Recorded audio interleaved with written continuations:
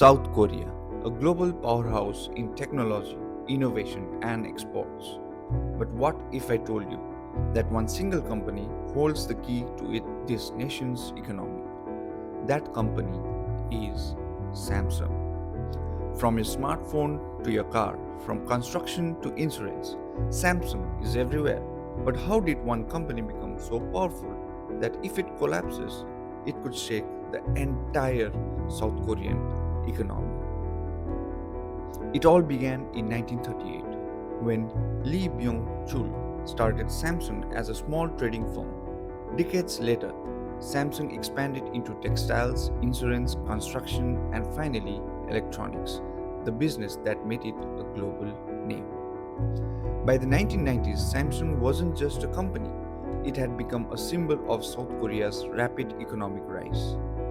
Samsung is not just about phones and TVs, it has more than 70 subsidiaries in almost every industry you can imagine.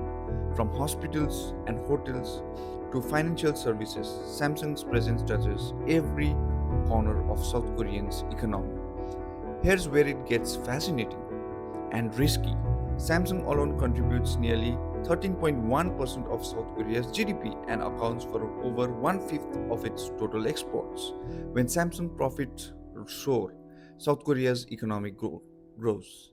But when Samsung struggles, the whole nation feels the impact. From the stock market to employment, Samsung's power has created what economists call a Chaebol, a massive family owned conglomerate that dominates national industry.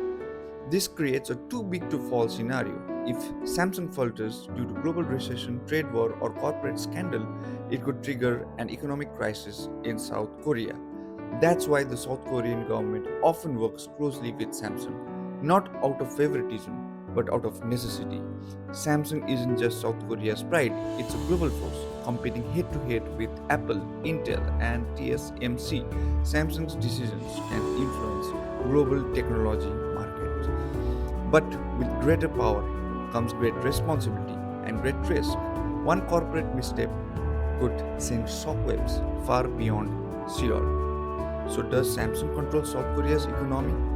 In many ways, yes. It's not just a brand, it's the beating heart of nation's economic engine. But the question remains, can a country's future depend on a single company? Or is it time for South Korea to diversify its trade? For more such economic stories, please like, subscribe, and hit the bell